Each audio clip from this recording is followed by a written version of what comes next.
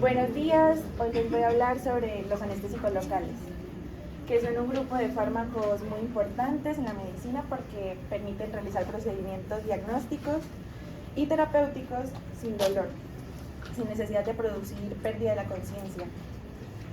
Es un tema clave porque estos medicamentos se usan en diferentes escenarios, cirugías, urgencias, anestesia obstétrica, procedimientos menores, bloqueos periféricos y manejo del dolor.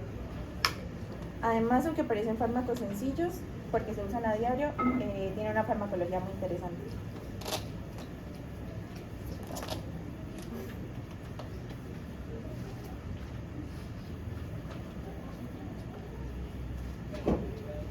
Para empezar, vale la pena mencionar un poco de historia, porque ayuda a entender el por qué surgieron estos fármacos. El antecedente más conocido de los anestésicos locales fue la cocaína, un alcaloide natural derivado de la hojas de coca. Históricamente, su importancia radica en que fue de las primeras sustancias con capacidad demostrada para producir anestesia local, especialmente sobre glucosas y sobre mucosas. Desde el punto de vista histórico fue muy importante, pero tenía grandes limitaciones, como riesgo de toxicidad sistémica, vasoconstricción intensa y potencial de abuso. Por eso surgió la necesidad de crear anestésicos locales sintéticos, porque tienen la capacidad de bloquear la conducción nerviosa y tienen un mejor perfil de seguridad. Aparte de eso, también aparecen compuestos como los ésteres y amidas. Con el tiempo, las amidas empezaron a ser más importantes en la clínica, especialmente la lidocaína, bupivacaína y propivacaína, porque ofrecen mayor estabilidad y un perfil farmacológico más completo, más seguro. Los anestésicos locales se definen como fármacos que producen un bloqueo de la conducción nerviosa en una región determinada del cuerpo, sin alterar el estado de conciencia del paciente. Eso quiere decir que impiden que el impulso doloroso se transmita desde la periferia hacia el sistema nervioso central. Los anestésicos locales actúan directamente sobre la fibra nerviosa o cerca de ella, impidiendo que la señal se genere o se propague. Dependiendo de la técnica y del fármaco, se puede tener analgesia o analgesia y anestesia, o bloqueo motor. En pocas palabras, no solo quitan el dolor, permiten también controlar la función sensitiva y en algunos casos la motora de un territorio específico. Por eso son fundamentales en medicina y anestesiología. Una de las clasificaciones más importantes de los anestésicos locales es la clasificación según su estructura química, en ésteres y amidas. Es muy importante porque tienen consecuencias directas sobre el metabolismo, la duración del efecto y el riesgo de reacciones adversas. Primero, los ésteres son anestésicos locales más antiguos. En general se metabolizan rápidamente en el plasma por acción de colinesterasas plasmáticas. En el punto de vista clínico, esto hace que muchos de ellos tengan una duración relativamente menor. Además, al metabolizar pueden generar compuestos relacionados con el PABA y por eso se asocian con mayor frecuencia a reacciones de hipersensibilidad. Entre los ésteres clásicos está la procaína y tetracaína. Que actualmente no se utilizan, ¿no? Sí, no. Realmente no. Pues la procaína no sé si tenga registro INVIMA vigente, pero que yo tenga entendido. No. Actualmente se usan solo las amidas, pero ya hablo de eso. En la práctica médica general ya no se usan casi. Ahora las amidas son las más relevantes actualmente. Se metabolizan sobre todo en el hígado. Por lo tanto, su comportamiento cambia más en pacientes con hepatopatías o disminución del flujo hepático. Tienen menor asociación con moléculas verdaderas y son las que más usamos en la clínica, como son la lidocaína, bupivacaína, propivacaína, mepivacaína y pilocaína. Entonces, una forma clara de decirlo sería que los ésteres son de metabolismo plasmático, son más antiguos, con mayor riesgo de de toxicidad, y los amidas tienen un metabolismo hepático, son las más usadas hoy en día y son más relevantes en la actualidad. Como fármacos principales encontramos a la lidocaína, que es probablemente el anestésico local más versátil y uno de los más usados. Tiene un inicio relativamente rápido y una duración intermedia. Se usa en infiltración local, bloqueos periféricos, algunas técnicas regionales y también en presentaciones tópicas. Además, tiene un uso adicional muy importante como antiarrítmico, lo cual la hace especialmente conocida en farmacología. Desde el punto de vista práctico, si uno piensa en un anestésico local, muchas veces piensa en lidocaína, porque sirve muy bien para procedimientos cortos o intermedios. La bupivacaína tiene como principal característica su larga duración.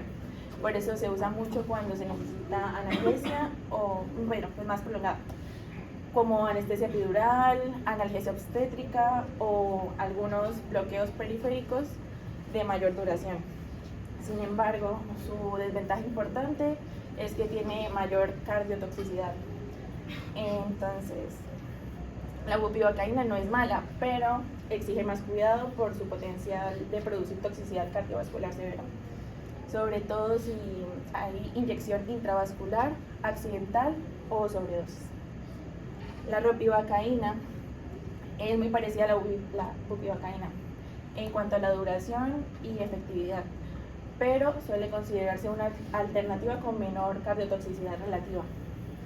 Por eso es atractiva cuando se busca analgesia prolongada con un perfil cardiovascular un poco más favorable.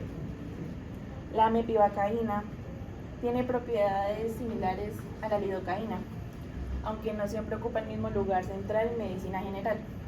Puede utilizarse en infiltración y algunos bloqueos, y se reconoce como una alternativa útil en ciertos escenarios por su duración un poco más amplia.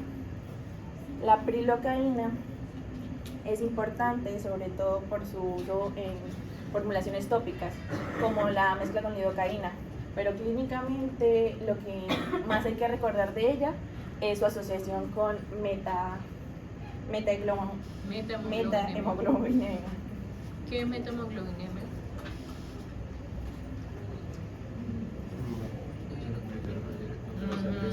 Eso lo explicó la compañera ayer, eso estuvo en la clase de ayer. ¿Qué es metahemoglobinema? ¿Qué es metahemoglobinema? Cuando tú expones, yo sé que ustedes saben, no estoy preguntando al expositorio. Cuando tú expones, sí, y uno pone una diapositiva, primero evita leer de la tablet que tienes y el celular que tienes. Evita memorizar cosas, porque claramente cuando uno está al frente se le va a bloquear todo, no se va a olvidar, no se va a acordar, perdón. Entonces la idea es que usted entienda el tema y pueda expresarlo con sus palabras, no tiene que ser exactamente el libro de donde sacó las diapositivas. Segundo, si usted no entiende un término, yo ya se los he dicho antes en el capítulo o en la presentación, búsquelo, ¿sí? Y ahí van alimentando también su léxico, van alimentando su terminología médica y conceptos médicos que les van a servir de aquí en adelante. ¿Listo? Yo sé que inclusive la metamoglobinemia la debieron haber visto en el tema de bioquímica y de laboratorios de ciencias básicas 1. ¿Todavía ven esa materia? Lo ven porque yo una vez di esa materia y vimos ese tema. Entonces sé que eso está dentro del contenido de eso. Entonces no digan que no saben porque sí saben. ¿Listo? Y segundo, entonces ahora sí, ¿qué es metahemoglobinema? ¿Alguien sabe? ¿Quieren refrescar? ¿No? ¿No saben? ¿No? ¿Cómo? Cuando la hemoglobina no se une con, creo que es hierro, se une con hierro férrico, ¿no hace significado? Se unen con hierro férrico, ¿están de acuerdo? No, es cuando la hemoglobina se oxida, entonces la porción férrica de la hemoglobina se pasa de férrico a ferroso y eso no permite que se combine con el oxígeno. No es al contrario. No, férrico es cuando pasa puede venir. Exacto. Ferroso es la naturaleza. Exacto, pasa de estado ferroso a férrico y no capta el oxígeno que debe captar la hemoglobina, que es la principal función del glóbulo rojo, transporte de oxígeno, sino que capta otro tipo más afín al dióxido de carbono, por ejemplo, generando una hipoxemia en general. y eso va a llevar a que clínicamente el paciente tenga manifestaciones clínicas, sobre todo la cianosis central, periférica y alteraciones de la conciencia incluso. Y pues si no se controla, si no se corrige, lleva a la muerte del paciente. Dale. La articaína pues tiene un uso más odontológico, entonces pues no lo podemos. Devuelvas un momento, por favor. Dentro de esta clasificación, entonces como lo mencionó, la compañera, las amidas son las más importantes, pero dentro de los ésteres aún hay un anestésico local oftálmico que se llama alcaíne, ¿sí? Que tiene dentro de su componente principal la procaína, o sea, es un éster, ¿sí? Y se utiliza mucho para anestesia local de loja oftálmica. Por ejemplo, pacientes que tienen cuerpo extraño y hay que abrir, explorar el ojo y tratar de extraer el cuerpo extraño, hay que colocarle algún anestésico porque eso pues, molesta, duele mucho y si no, no se va a dejar explorar el ojo. Pues es muy utilizado por oftalmología claramente, pero también casos de médicos generales, médicos de urgencias, porque son casos que llegan a servicios de urgencias, es muy usado, ¿listo? Alcaíne es la marca comercial, pero contiene principalmente procaína, ¿listo? Y vienen gotas oftálmicas. Dale. No todos los anestésicos locales se comportan igual, eso depende de varias propiedades físico-químicas. Primero, el pKa influye sobre la velocidad de inicio de acción. Los anestésicos locales son bases débiles y para atravesar la membrana nerviosa necesitan estar en una fracción no ionizada. Si el pKa del fármaco está más cerca del pH fisiológico, habrá una mayor proporción disponible en forma no ionizada y el inicio será más rápido. Eso explica por qué algunos fármacos como la lidocaína tienen inicios relativamente rápidos. Segundo, la liposolubilidad se relaciona con la potencia. Cuanto más liposoluble, mejor puede atravesar las membranas y alcanzar su sitio de acción en el nervio. En general, mayor liposolubilidad implica mayor potencia. La unión a proteínas se asocia con la duración del efecto. Un anestésico más unido a proteínas tiende a permanecer más tiempo en el sitio de acción, por lo que su efecto dura más. Esto ayuda a entender por qué la bupivacaína dura más que la lidocaína. El flujo sanguíneo cambia mucho el comportamiento del anestésico. Si el sitio de administración está muy vascularizado, el fármaco se absorbe más rápido hacia la circulación sistémica. Eso puede disminuir la duración del efecto local y aumentar el riesgo de toxicidad sistémica. Y las vasoconstricciones tienen aquí entra la epinefrina. Cuando se añade un vasoconstrictor, disminuye el flujo sanguíneo local, se reduce la absorción sistémica y se prolonga el efecto del anestésico. Además, puede disminuir el sangrado local. Sí, normalmente la lidocaína, ¿sí?, viene combinada con epinefrina, ¿sí? Entonces, por eso las presentaciones, no sé si ahorita se las vaya a mencionar, Sí. es lidocaína simple, lidocaína compuesta.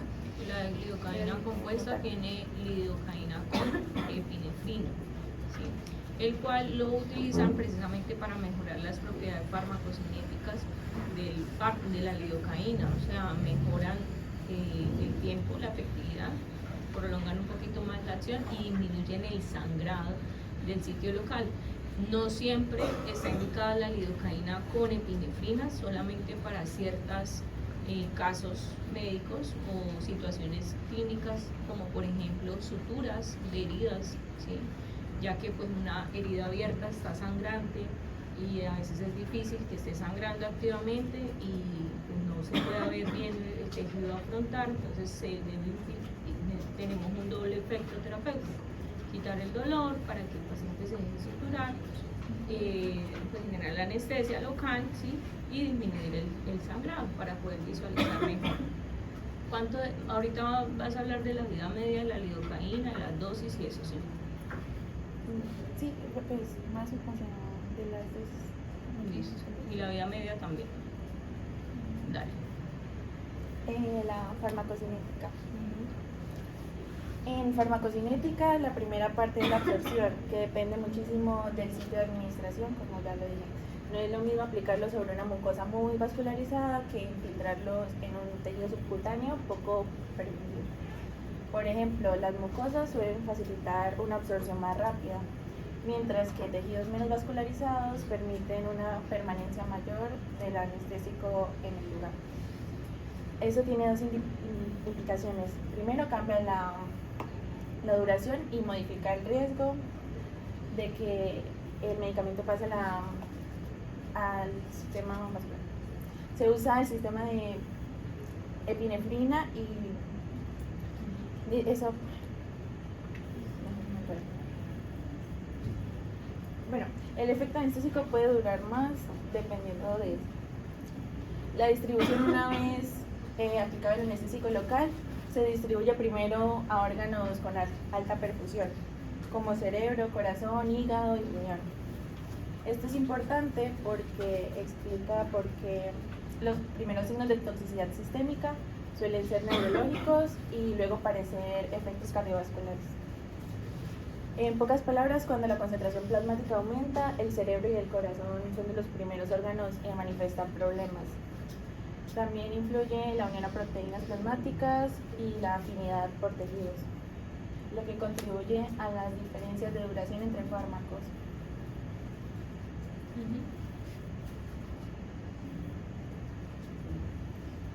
La segunda parte más importante de la farmacocinética es el metabolismo.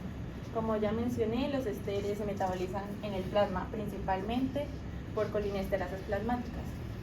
Esto suele hacer que tengan una degradación más rápida. En cambio, las amidas se metabolizan principalmente en el hígado, y esto tiene mucha importancia clínica porque cualquier condición que altere el metabolismo hepático puede favorecer a acumulación y toxicidad. Por ejemplo, insuficiencia hepática, pacientes ancianos o estados de hipoperfusión. En estos contextos, el metabolismo de amidas como lidocaína o bupivacaína puede hacerse más lento. Después del metabolismo, la eliminación ocurre principalmente en pérdida renal de metabolitos, lo que quiere decir que aunque el hígado metaboliza, el riñón también participa en la excreción final. Esto es importante porque muchas veces cuando uno estudia farmacología se centra solamente en el órgano metabólico, pero la excreción también es muy importante, sobre todo si hay insuficiencia renal con acumulación de metabolitos.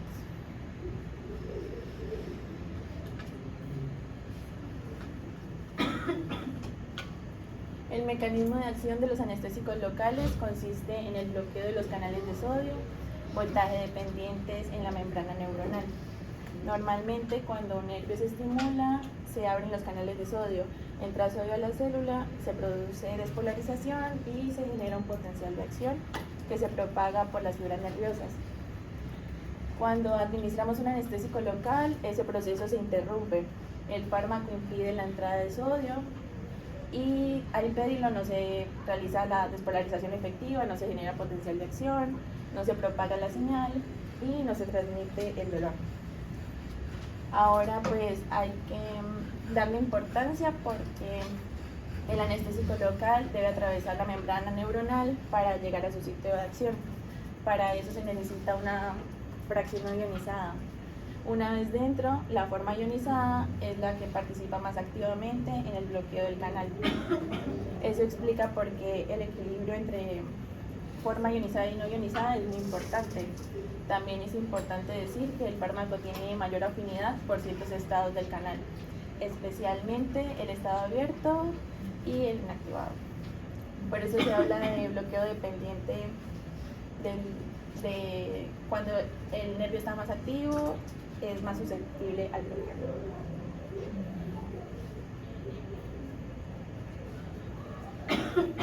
Los anestésicos locales no bloquean todas las fibras nerviosas de la misma manera. Hay una susceptibilidad diferencial según el tamaño de la fibra, su ionización y función. En términos clínicos, lo importante es recordar que suelen bloquearse antes las fibras pequeñas relacionadas con dolor y temperatura y más tardíamente las fibras motoras grandes. ¿Por qué es tan importante? Pues porque explica por qué el paciente puede dejar de sentir dolor antes de perder completamente la fuerza. O sea, no todos los efectos aparecen al mismo tiempo ni con la misma intensidad. Eso también tiene aplicaciones prácticas. Por ejemplo, en analgesia obstétrica se busca idealmente un buen control del dolor con el menor bloqueo motor posible. El efecto del pH es otro punto importante. Los anestésicos locales funcionan peor en tejidos inflamados o infectados. ¿Por qué? Porque un medio más ácido cambia la proporción entre las formas ionizadas y no ionizadas del fármaco. Entonces se reduce la fracción capaz de atravesar la membrana y por lo tanto se disminuye la eficiencia anestésica. Los anestésicos locales bloquean primero dolor antes que función motora y además su eficacia depende del pH físico.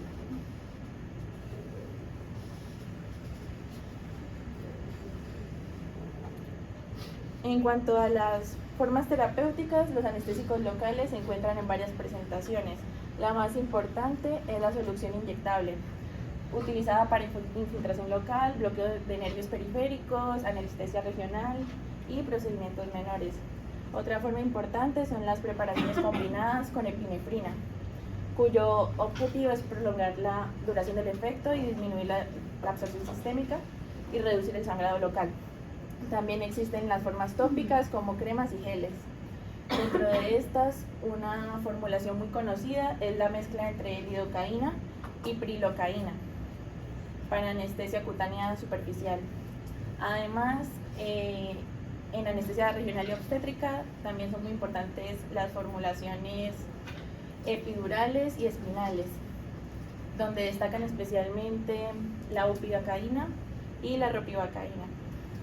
Lo más importante es que entiendan que si quiero infiltrar, inyecto.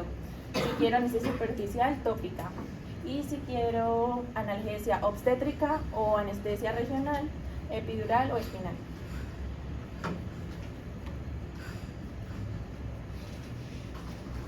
Sigamos con las indicaciones y uso terapéutico. La infiltración local se usa en procedimientos sencillos como suturas, drenajes, biopsias y cirugías menores. Aquí la lidocaína suele ser uno de los fármacos más usados por su rapidez y facilidad de manejo. Los bloqueos nerviosos periféricos se utilizan para interrumpir la conducción en un nervio o plexo específico, permitiendo anestesia o analgesia en una región amplia sin necesidad de anestesia general. Esto es útil en cirugía de extremidades y manejo del dolor postoperatorio. La anestesia epidural tiene una enorme importancia, especialmente para analgesia de parto y procedimientos quirúrgicos y manejo del dolor. Aquí los fármacos de mayor duración como bupivacaína y ropivacaína son los más importantes. En la anestesia espinal se usa cuando se necesita un bloqueo profundo y rápido en procesos específicos, especialmente en cirugías infraumbilicales y de miembros inferiores. Y la anestesia tópica se usa sobre piel o mucosas para procedimientos superficiales, como ya lo he dicho. Contraindicaciones y precauciones. La primera contraindicación importante es la hipersensibilidad conocida al fármaco o a sus componentes. Aunque las alergias anestésico-locales, especialmente a amidas, no son tan frecuentes, siguen siendo una contraindicación. Además, históricamente los esteres se asocian más a reacciones alérgicas. La segunda contraindicación importante es la infección local en el sitio de punción, especialmente si hablamos de técnicas regionales profundas, espinales o epidurales. La razón es que no solo puede fallar el anestésico por el pH ácido del tejido, sino que también existe un riesgo de diseminar infección hacia planos profundos. Las alteraciones de la coagulación en las técnicas como epidural o espinal, las coagulopatías y el uso de anticoagulantes son especialmente importantes por el riesgo de hematomas epidurales o espinales que pueden tener consecuencias neurológicas graves. Ahora pasemos a las precauciones. La enfermedad hepática importa sobre todo porque las amidas se metabolizan en el hígado, entonces si el metabolismo está reducido, el fármaco puede acumularse y aumentar el riesgo de toxicidad. La enfermedad cardíaca o cardiopatías obliga a ser más cuidadosos con la bupivacaína, porque entre los anestésicos locales es el que más preocupa por su cardiotoxicidad relativa. En el embarazo no significa que no se pueda usar, de hecho se usa ampliamente, sobre todo en obstetricia. Lo correcto es decir que el embarazo exige cuidados especiales en la selección de técnica, dosis y monitorización. Los ancianos pueden tener menor reserva fisiológica, cambios en proteínas plasmáticas y alteración del metabolismo, y los neonatos también. Entonces el riesgo de toxicidad en ellos puede aumentar. Los efectos adversos pueden dividirse en locales y sistémicos. Entre los locales están dolor en sitio de inyección, hematoma, edema, irritación local, generalmente son leves, pero pues es muy cotidiano. Entre los efectos sistémicos está la toxicidad, que suele aparecer cuando hay una sobredosis, una inyección intravascular accidental. Lo típico es una progresión por etapas. Primero, manifestaciones neurológicas como mareos, tinnitus, sabor metálico, inquietud. Estos son signos de alarma muy importantes porque anuncian aumento de la concentración plasmática. Luego, si la toxicidad progresa, pueden aparecer convulsiones. Después, en fases más graves, pueden haber depresiones respiratorias, disminución del estado de conciencia y compromiso del sistema nervioso central. Finalmente, la toxicidad cardiovascular, en casos graves, bradicardia, alteraciones de la conducción, arritmias, colapso cardiovascular. También es importante que la prilocaína da riesgo de metahemoglobinemia, como ya lo dije, y los esteres, pues, probabilidad de toxicidad. ¿Cuál es el tratamiento de una toxicidad por anestésicos locales? El antídoto o tratamiento. ¿Alguien la leyó? El tratamiento de una intoxicación por anestésicos locales.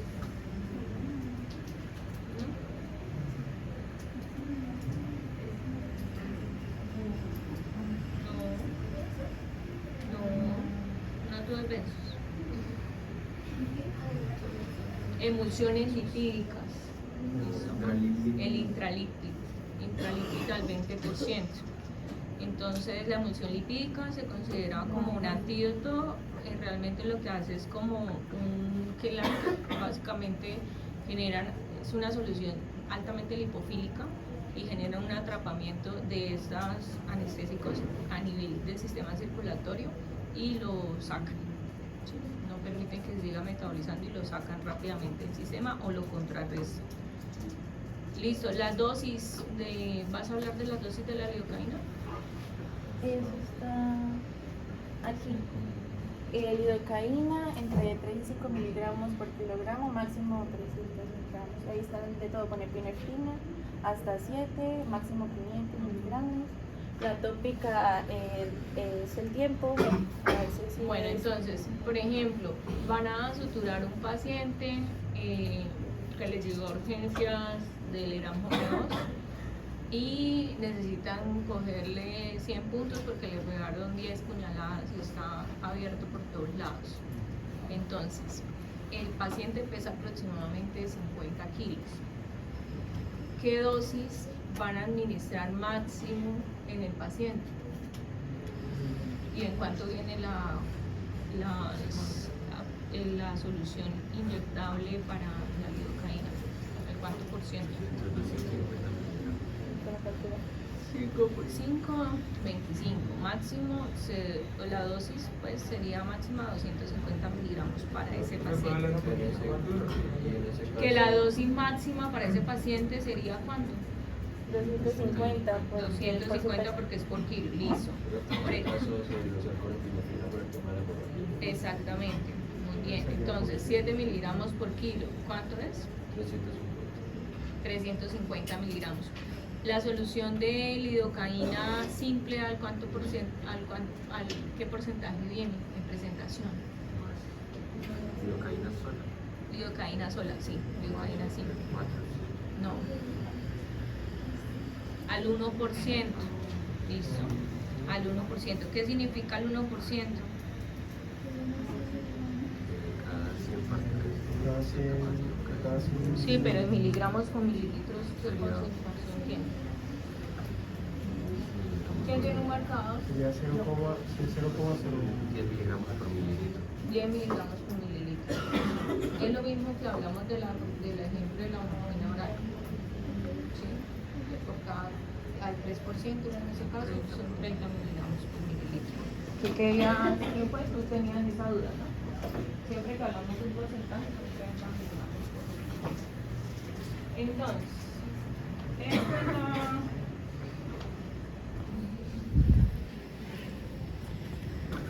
el cambio de lidocaína al 1%.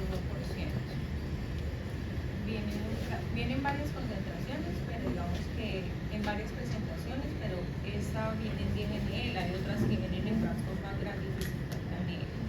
¿Sí? Lo importante es la dosis. Entonces, primero para el ejemplo la lidocaína simple, ¿listo?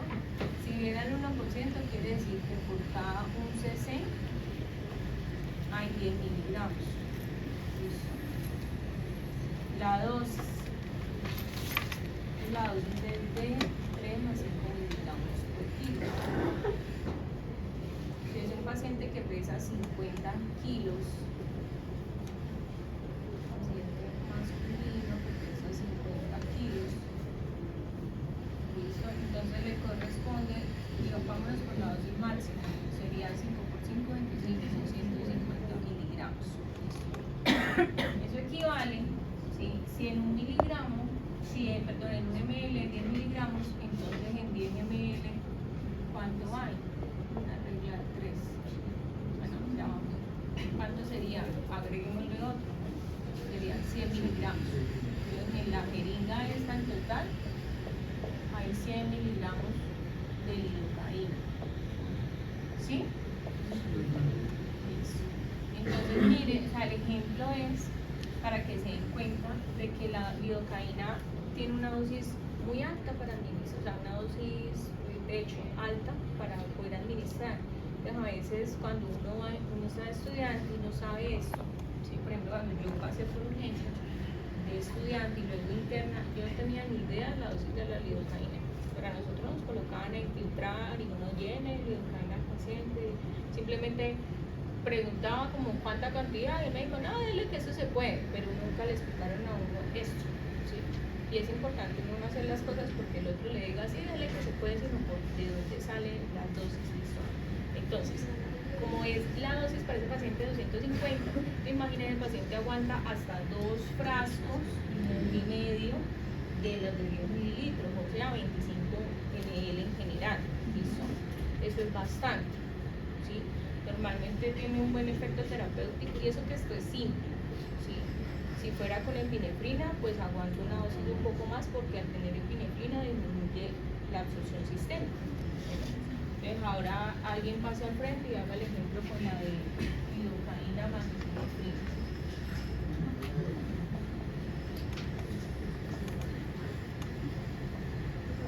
¿En qué otra clasificación de medicamentos está presente la lidocaína?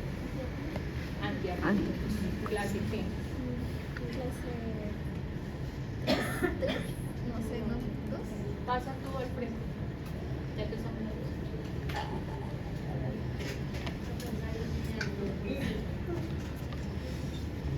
por ejemplo, hay otra que dependiendo de la concentración, ¿sí? Viene esta, la básica, viene lidocaína con epinefrina al 2%. ¿Listo? O sea, la lidocaína viene al 2%.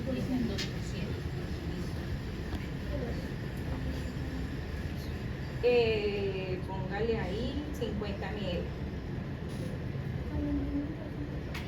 Sí, con el mismo paciente. Entonces, ¿qué significa? ¿Y la dosis? ¿Cuál sería la dosis? Primero hagan el mismo ejercicio. ¿Listo? Entonces, pero dirá que esto es diferente. ¿Listo? Póngale 10 ml para que no se confunda. Eso, póngale 10 ml. Listo. Entonces, Cálculo primero cuánto hay para ¿qué significa que sea el 2%? ¿Ah? 20 miligramos por cada ml. Exacto.